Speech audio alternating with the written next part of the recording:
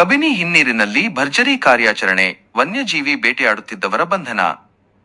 ಮೈಸೂರು ಜಿಲ್ಲೆಯ ಪ್ರಸಿದ್ಧ ಪ್ರವಾಸಿ ತಾಣ ಹಾಗೂ ವನ್ಯಜೀವಿಗಳ ಆವಾಸ ಸ್ಥಾನವಾದ ಕಬಿನಿ ಹಿನ್ನೀರು ಪ್ರದೇಶದಲ್ಲಿ ಅಕ್ರಮವಾಗಿ ಪ್ರಾಣಿಗಳನ್ನು ಬೇಟೆಯಾಡುತ್ತಿದ್ದ ತಂಡವೊಂದನ್ನು ಅರಣ್ಯ ಇಲಾಖೆ ಅಧಿಕಾರಿಗಳು ಯಶಸ್ವಿ ಕಾರ್ಯಾಚರಣೆ ನಡೆಸಿ ಬಂಧಿಸಿದ್ದಾರೆ.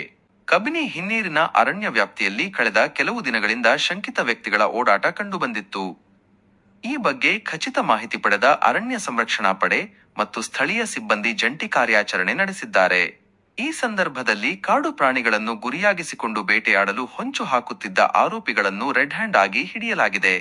ಬಂಧಿತರಿಂದ ಬೇಟೆಗೆ ಬಳಸುತ್ತಿದ್ದ ಮಾರಕಾಸ್ತ್ರಗಳು, ಬಲೆಗಳು ಹಾಗೂ ಕೆಲವು ಕಡೆಗಳಲ್ಲಿ ಬಳಸಲಾಗಿದ್ದ ನಾಡಬಂದೂಕುಗಳನ್ನು ಲಭ್ಯವಿದ್ದಲ್ಲಿ ವಶಪಡಿಸಿಕೊಳ್ಳಲಾಗಿದೆ ಎಂದು ಮೂಲಗಳು ತಿಳಿಸಿವೆ. ಬಂಧಿತರು ಈ ಹಿಂದೆಯೂ ಇಂತಹ ಕೃತ್ಯಗಳಲ್ಲಿ ಭಾಗಿಯಾಗಿದ್ದಾರೆಯೇ ಎಂಬ ಬಗ್ಗೆ ತನಿಖೆ ಮುಂದುವರಿದಿದೆ.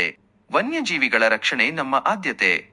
ಹಿನ್ನೀರು ಪ್ರದೇಶದಲ್ಲಿ ಪ್ರಾಣಿಗಳ ಸಂಚಾರ ಹೆಚ್ಚಿರುವುದರಿಂದ ಬೇಟೆಗಾರರ ಮೇಲೆ ನಿರಂತರ ನಿಗಾ ಇಡಲಾಗಿದೆ.